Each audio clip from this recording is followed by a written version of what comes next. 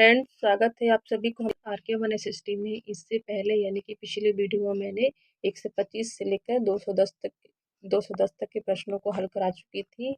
आज जो कि हमारा ये वीडियो जो कि हमारा 5वां पार्ट है, वीडियो का 5वां पार्ट होगा।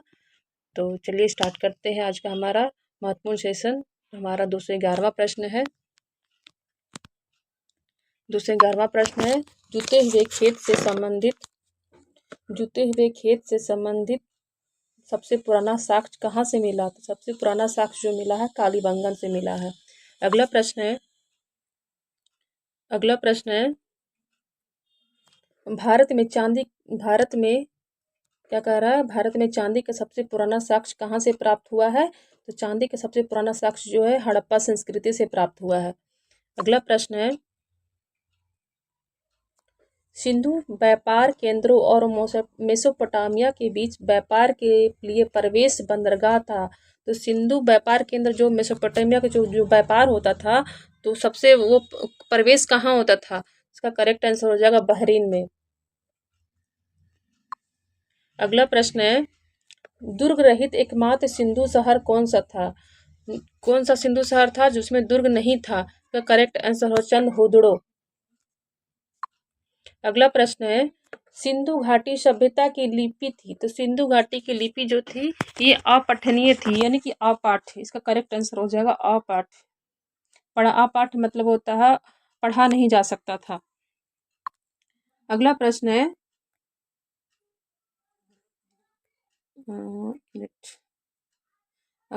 हमारा निम्नलिखित में से क्या हड़प्पा समाज और ऋग्वैदिक समाज में सामान्य था?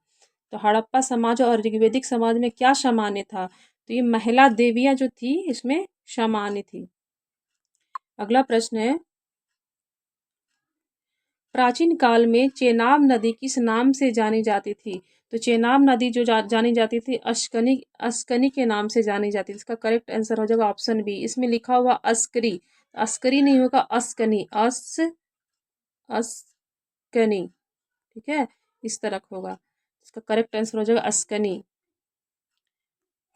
अगला प्रश्न है, संभवतः जिसने सिंधु घाटी लोगों पर शासन किया। तो सिंधु घाटी लोगों पर किसने शासन किया? तो व्यापारियों ने किया था। अगला प्रश्न है, सिंधु घाटी के समान सभ्यता कहाँ पाई गई?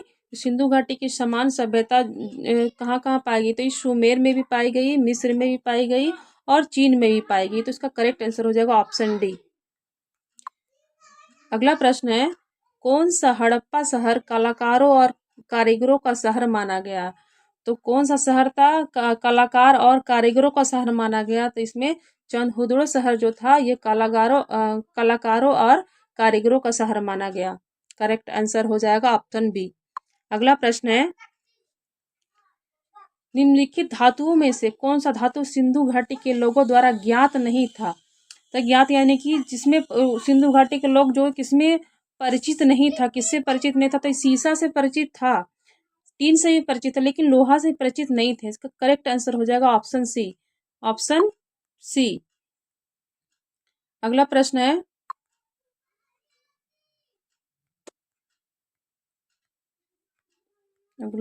हमारा मनुष्य द्वारा प्रयोग में लाया गया पहला धातु है। तो मनुष्य द्वारा प्रयोग में लाया गया पहला धातु कौन सा था? तो तांबा था। करेक्ट आंसर हो जाएगा ऑप्शन ए, तांबा। अगला प्रश्न है, निम्नलिखित में से कौन सा सिंधु घाटी के लोगों और आर्यों के बीच सामान्य नहीं था? तो कौन सा सामान्य नहीं था? जो कि मातृ देवी की पूजा, सिंधु घाटी के लोग और वैदिक आर्य में जो मातृ देवी की पूजा, इसमें अंतर पाया जाता था। करेक्ट आंसर हो जाएगा ऑप्शन सी। अगला प्रश्न है, सिंधु घाटी सभ्यता के बारे में जानने के लिए इनमें कौन सा सहायक है? तो सिंधु घाटी सभ्यता की जानकारी के लिए क्या सहायक है? तो ये पुरातात्विक साक्ष्य से हम सिंधु घाटी सभ्यता के बारे में जानकारी प्राप्त कर सकते थे।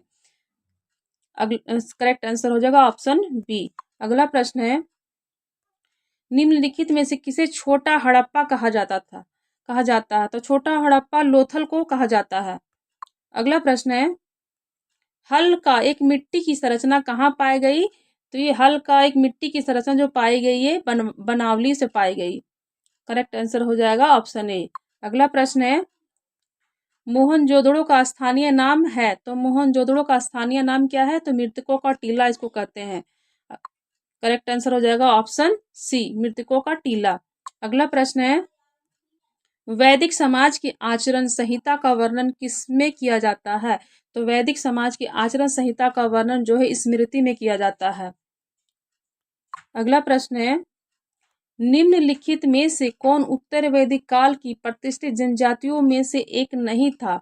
तो उत्तर वैदिक काल में जो ये प्रतिष्ठित जो जनजाति था, इसमें क्या ये इसमें कौन एक नहीं है? तो विदेह थी, पांचाल थी, लेकिन भरत ये नहीं था। करेक्ट आंसर हो जाएगा ऑप्शन बी, भरत। अगला प्रश्न है, ऋग्वैदिक काल में राजा के पश्चात सबसे महत्वपूर्ण कार्यकर्ता था, तो राजा के पश्चात जो होता सबसे महत्वपूर्ण कार्य कौन करता था? तो पुरोहित था। अगला प्रश्न है, वैदिक काल में लोगों द्वारा लिया जाने वाला कर को कहा जाता था, कर यानी कि टैक्स उसको कहते थे। तो वैदिक काल में जो टैक्स लेते थे उसको हम बलि बोलते थे, बलि। करेक्ट आंसर हो जाएगा ऑप्शन सी। अगला प्रश्न है, वैदिक समाज में परिवारों के समूह को दर्शाने के लिए प्रयोग किया जाने वाला शब्द था, तो क्या बोल रहा है कि वैदिक समाज जो था परिवारों के समूह को दर्शाने के लिए प्रयोग किया जाने वाला शब्द क्या था? उसको ग्राम बोलते थे। करेक्ट आंसर हो जाएगा ग्राम, ऑप्शन सी। अगला प्रश्न है,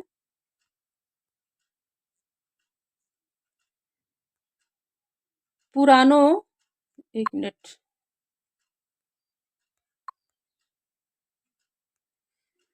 पुराणों की संख्या है, तो पुराणों हम कितने हैं हमारे वैदिक काल में? तो पुराणों की संख्या 18 है। अगला प्रश्न है, निम्नलिखित में से कौन से वेदांगों में स्रोत, ग्रह और धर्मसूत्र शामिल है? कौन से वेदांग में है? तो वेदांग जो है हमारे 6 है। इसमें जो ग्रह, स्रोत, ग्रह और धर्मसूत्र शामिल है, तो कल्प में शामिल है।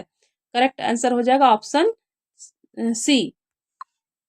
अगला प्रश्न है, निम्न में से कौन सा भारतीय दर्शन का सबसे प्राचीन विद्यालय है? तो विद्यालय यानी कि दर्शन, दर्शन उसको विद्यालय बोलते, तो सांख्य दर्शन जो सबसे प्राचीन है। अगला प्रश्न है, संसार ईश्वर है और ईश्वर मेरी आत्मा है, ये दर्शन किसमें निहित है? तो ये दर्शन जो है ये उपनिषद में निहित है। अगला प्रश्न है, उपनिषद है, तो उपनिषद क्या है? तो हिंदू धर्मशास्त्र का एक स्रोत है, हिंदू धर्मशास्त्र का एक स्रोत। करेक्ट आंसर हो जाएगा ऑप्शन सी। अगला प्रश्न है, प्राचीन संस्कृत ग्रंथों में यवन प्रिय शब्द का वर्णन है, यह क्या दर्शाता है? तो यह यवन प्रिय दर्शन स्रोत जो है शब्द वर्णन है, तो इसमें क्या दर्शाता है? तो ये काली मिर्च। करेक्ट आंसर हो जाएगा काली मिर्च। अगला प्रश्न है, वेदों की संख्या, तो वेद की संख्या 4 है, तो कौन कौन है? ऋग्वेद, ऋग्वेद, यजुर्वेद, सामवेद और अथर्ववेद। तो हमारे वेद जो है 4 है। अगला प्रश्न है, वैदिक देव इंद्र किसके देवता है? इंद्र जो है वर्षा और तूफान का देवता है। अगला प्रश्न है, शब्द निष्का जिसे वैदिक काल में एक आभूषण कहा जाता था, बाद में इसका प्रयोग क्या निरूपित करने के लिए किया गया? तो वैदिक काल में जो था निष्क जो था एक आभूषण बनाने में उपयोग किया जाता था। अब इसको बाद में क्या प्रयोग निरूपित करने के लिए किया गया? तो सिक्का, इसका करेक्ट आंसर होगा सिक्का बनाने में ये निरूपित किया जाता है। अगला प्रश्न है, वैदिक काल में किस प्रकार के विवाह थे जिसे दहेज के स्थान पर एक गाय और एक बैल की टोकरी दुल्हन की कीमत थी? तो इस विवाह को क्या कहते थे? इस विवाह को अर्षा कहते थे। करेक्ट आंसर हो जाएगा अर्षा। अगला प्रश्न है, प्राचीन वेद है, तो सबसे प्राचीन वेद क्या है? तो हमारा ऋग्वेद है।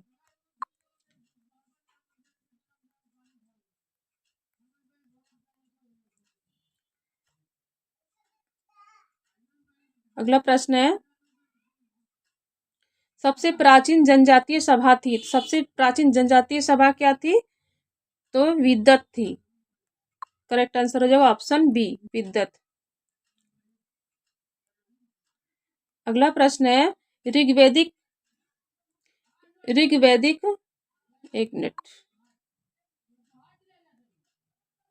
ऋग्वैदिक देवता का नाम बताएं जिसे ऋतु और ब्रह्मांडीय घटनाक्रम के धारक माना जाता है। इसको वरुण कहते थे। करेक्ट आंसर हो जाएगा वरुण। अगला प्रश्न है, गायत्री मंत्र किसके लिए समर्पित है? तो गायत्री मंत्र जो है ये सावित्री, एक सौर देवता के लिए समर्पित है। करेक्ट आंसर हो जाएगा ऑप्शन ए, सावित्री एक सौर देवता। अगला प्रश्न है, ऋग्वेद संहिता के मंत्रों को 1/4 डैश को समर्पित है। तो किसको समर्पित है? तो इंद्र के लिए समर्पित है। अगला प्रश्न है, इसको सम्मिलित करना है। चलिए सम्मिलित करते हैं। तो ग्रह जो है, ग्रह हो जाएगा ऋग्वेद मूल इकाई। तो ग्रामनी, ग्रामनी क्या होगा? गांव का मुखिया होता है। विष जो होता है वंश इसको कहते हैं। अद्रोह जो पश्चिमी गंधरा प्रशासन इसको कहते हैं। करेक्ट आंसर हो जाएगा ऑप्शन ए, मिला लीजिएगा। अगला प्रश्न है, निम्नलिखित में से किस वेदांगों में श्रुताग्रह और धर्मसूत्र शामिल है? तो वेदांग जो हमारा 6 वेदांग है, शिक्षा, निरुक्त, छंद, व्याकरण, कल्प, सूत्र, ये सब क्या है? हमारा वेदांग है। तो इसमें क्या बोल रहा है कि श्रुताग्रह धर्म सूत्र शामिल है। तो किसमें शामिल है? तो एक कल्प में शामिल है। अगला प्रश्न है, मूल रूप से किस स्कूल को सनातन धर्म कहा जाता है? तो आस्तिक विद्यालय को सनातन धर्म कहा जाता है। अगला प्रश्न है, किस प्रसिद्ध वैदिक में कहा गया है कि युद्ध पुरुषों के मस्तिष्क में शुरू होता है? इसका करेक्ट आंसर हो जाएगा option B, option B Atharvaveda में। अगला प्रश्न है,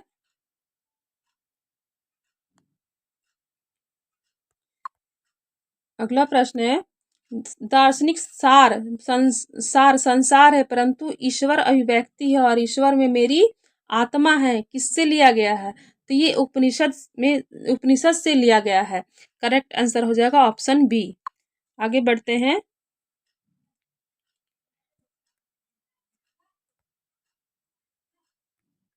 हमारा नेक्स्ट प्रश्न है कि ऋग्वेद में दास और दस्यु शब्द का अर्थ है। तो दास और दस्यु किसको कहते थे? तो गैर आर्यों को दास और दस्यु शब्द, दास और दस्यु शब्द का अर्थ होता था गैर आर्य। अगला प्रश्न है, वैदिक काल का सबसे महत्वपूर्ण शिल्पकार था। तो वैदिक काल का सबसे महत्वपूर्ण शिल्पकार कौन था? तो बढ़ई थे। अगला प्रश्न है, महाभारत को डैश भी कहा जाता। तो महाभारत को क्या कहते थे? तो जय संहिता कहा जाता था। अगला प्रश्न है, निम्नलिखित में से आदि शंकर द्वारा किस दर्शन का प्रचार किया गया? तो अद्वैत दर्शन का प्रचार किया गया। आदि शंकर द्वारा अद्वैत दर्शन का प्रचार किया गया। अगला प्रश्न है, निम्नलिखित में से कौन सी नदी का उल्लेख ऋग्वैदिक मंत्रों में लगातार नहीं मिलती है?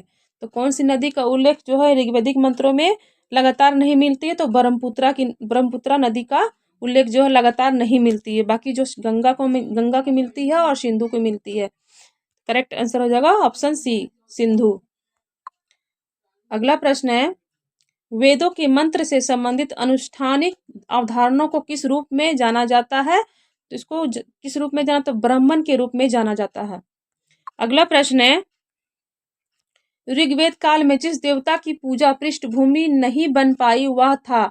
तो भगवान शिव की पृष्ठभूमि नहीं पाई गई, जो ये शामिल नहीं थे भगवान शिव की। करेक्ट आंसर हो जाएगा ऑप्शन बी। अगला प्रश्न है, वैदिक विवाह या प्रणाली से संबंधित 2 सबसे महत्वपूर्ण कार्य और अनुष्ठान था। तो कौन कौन था? ये प्राणी ग्रहण भी था, सप्तपदी भी था और विवाह शपथ भी था। उपयुक्त एक से अधिक, उपयुक्त में से एक से अधिक। करेक्ट आंसर हो जाएगा डी, ऑप्शन डी। अगला प्रश्न है, प्रसिद्ध वैदिक नदी जो काफी समय पहले विलुप्त हो गई थी, ठीक है, जो अब राजस्थान में भूमिगत बहती है। तो भूमिगत रूप से जो राजस्थान में बहती है उसको अब क्या कहते हैं? तो सरस्वती के नाम से जाना जाता है उनको। अगला प्रश्न है, प्राचीन भारतीय पौराणिक स्रोतों के अनुसार सुरभि एक थी। तो सुरभि क्या था? तो ये लौकिक महासागर मंथन से खजाने के रूप में एक गाय था। लौकिक जो था, सुरभि जो था, एक गाय थी। नेक्स्ट हमारा प्रश्न है, संगीत का वर्णन करने वाला पहला ग्रंथ है। तो संगीत का वर्णन करने वाला कौन सा ग्रंथ है? तो ये सामवेद है। अगला प्रश्न है, वैदिक आर्यों का मुख्य भोजन था। तो वैदिक आर्य का मुख्य भोजन क्या था? तो दूध और गाय उससे बने पदार्थ जो उनका भोजन था। करेक्ट आंसर हो जाएगा ऑप्शन सी। अगला प्रश्न है, निम्नलिखित में से किसे ऋग्वेद में युद्ध का भगवान माना जाता है? तो ऋग्वेद में युद्ध को भगवान किसको मानते थे? तो इंद्र को मानते थे। करेक्ट आंसर हो जाएगा ऑप्शन बी। अगला प्रश्न है, ऋग्वेद काल के दौरान निष्क कहाँ पहनने वाला आभूषण था? आभूषण यानी कि गहना उसको बोलते थे। तो निष्क जो पहनते थे ऋग्वेदिक काल में, तो वो कहाँ पहनते थे लोग? तो गर्दन में पहनते थे। करेक्ट आंसर हो जाएगा ऑप्शन बी।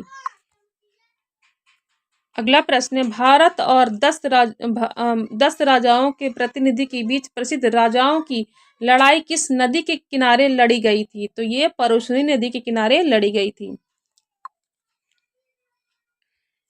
अगला प्रश्न है, शतपथ ब्राह्मण किससे संबंधित है? तो शतपथ ब्राह्मण जो है यजुर्वेद से संबंधित है। अगला प्रश्न है, आर्यों की एक प्रजाति के रूप में नामित करने वाला पहला यूरोपीय कौन था? तो ये मैक्स मूलर थे। अगला प्रश्न है, निम्नलिखित में से कौन बौद्ध धर्म का प्रचार करने श्रीलंका गया था? तो श्रीलंका कौन गया था? तो संघमित्रा गए थे। करेक्ट आंसर हो जाएगा ऑप्शन सी। अगला प्रश्न है, निम्नलिखित राजाओं में से कौन जैन धर्म का कट्टर अनुयायी था? तो जैन धर्म का सबसे कट्टर अनुयायी था कौन थे? तो ये खारवेल थे। अगला प्रश्न है, निम्नलिखित में से दक्षिण भारत में जैन धर्म लाने का श्रेय किसे दिया जाता है? तो भद्रबाहु को श्रेय दिया जाता है। अगला प्रश्न है, बुद्ध की मृत्यु कहाँ हुई? तो बुद्ध की मृत्यु जो हुई थी कुशीनगर में हुआ था। करेक्ट आंसर हो जाएगा ऑप्शन बी। अगला प्रश्न है,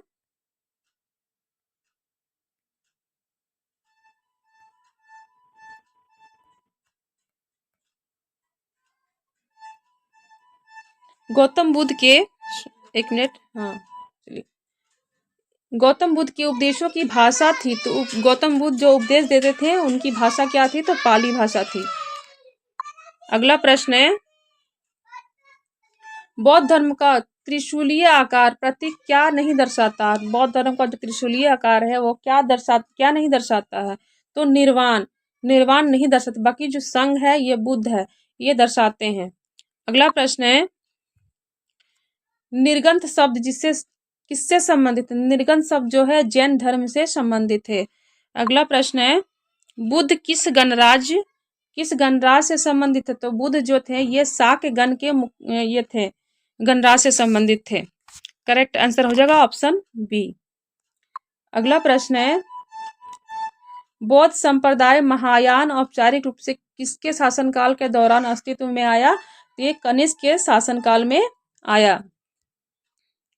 अगला प्रश्न है, त्रिपिटक किस धर्म की पवित्र पुस्तक है? त्रिपिटक बौद्ध धर्म की पवित्र पुस्तक है।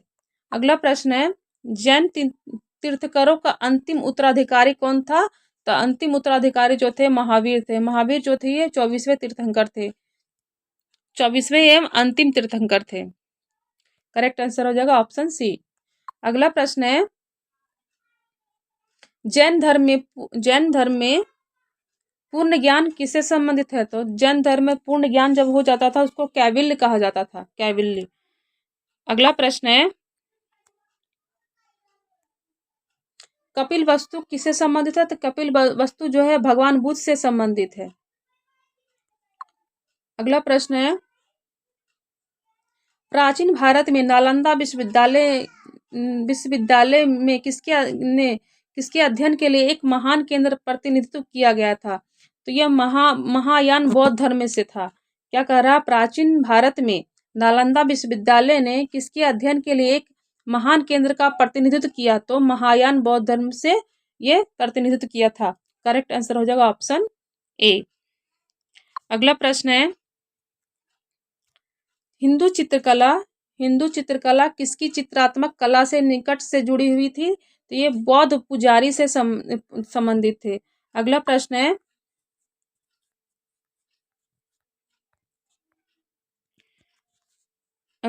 है, उपदेश मुद्रा या भाव का नाम क्या है जिसमें बुद्ध को उसका पहला उपदेश देते हुए दर्शाया गया? इसका पहला थोड़ा सा कटा हुआ है, ठीक है, तो मैं फिर से रिपीट कर दे रही हूँ। उपदेश मुद्रा या भाव का नाम क्या है जिसमें बुद्ध का उसका पहला उपदेश देते हुए दर्शाया गया है? इसका करेक्ट आंसर होगा धर्म चक्र प्रवर्तन, उसको कहते हैं धर्म चक्र प्रवर्तन। अगला प्रश्न है, शब्द जिससे जैन धर्म का जन्म हुआ, तो जिन शब्द का क्या अर्थ होता है? तो इंद्रियों का विजेता। अगला प्रश्न है, बौद्ध धर्म के कॉर्निकल साहित्य का सबसे बड़ा समालोचक कौन था? तो बौद्ध धर्म के कॉर्निकल साहित्य का सबसे बड़ा समालोचक कौन था? तो अश्वघोष था ये। अगला प्रश्न है, अजंता में अधिकांश चित्र किसके हैं? तो अधिकांश चित्र जो है गौतम बुद्ध के हैं, बुद्ध भगवान के। करेक्ट आंसर आ जाएगा ऑप्शन बी। अगला प्रश्न है, निम्नलिखित में से किस शासक ने दूसरी बौद्ध संगीति का आयोजन किया था? दूसरी बौद्ध संगीति का आयोजन जो है कालाशोक के द्वारा किया गया था। करेक्ट आंसर हो जाएगा ऑप्शन बी।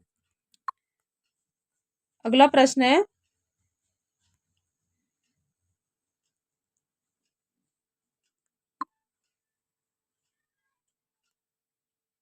तीर्थकर शब्द किससे संबंधित? तीर्थकर शब्द जो है जैन धर्म से संबंधित है।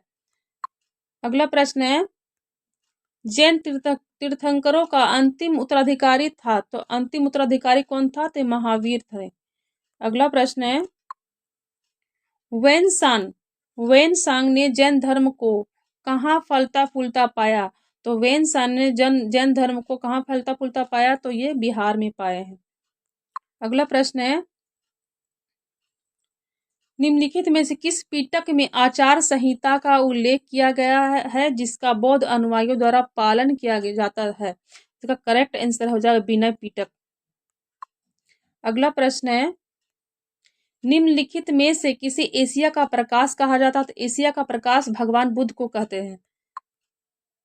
अगला प्रश्न है, किस स्थान पर गौतम बुद्ध ने अपना पहला उपदेश दिया? तो सारनाथ में गौतम बुद्ध ने पहला उपदेश दिए। नेक्स्ट हमारा प्रश्न है, कश्मीर में चौथी बौद्ध संगीति की अध्यक्षता किसने की? तो कश्मीर में चौथी बौद्ध संगीति की अध्यक्षता जो है वसुमित्र ने की है। अगला प्रश्न है, अशोक ने अपने बेटे महेंद्र को बौद्ध धर्म प्रचार के रूप में कहाँ भेजा था? तो ये सिलोन को हम लोग श्रीलंका, पहले सिलोन बोलते थे, उसको श्रीलंका भेजे थे।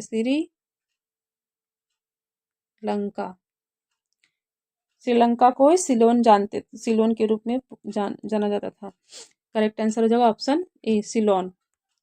अगला प्रश्न है, उस जगह का उल्लेख कीजिए जहां बुद्ध ने ज्ञान प्राप्त किए थे। तो बुद्ध ने ज्ञान कहाँ प्राप्त किए थे? तो बोध गया में। करेक्ट आंसर हो जाएगा बोध गया। अगला प्रश्न है, हाथी गुफा शिलालेख निम्नलिखित किस सम्राटों की उत्तराधिकारी ठहराया गया? तो हाथी गुफा जो है खारवेल से संबंधित है। हमारा 300वां प्रश्न है,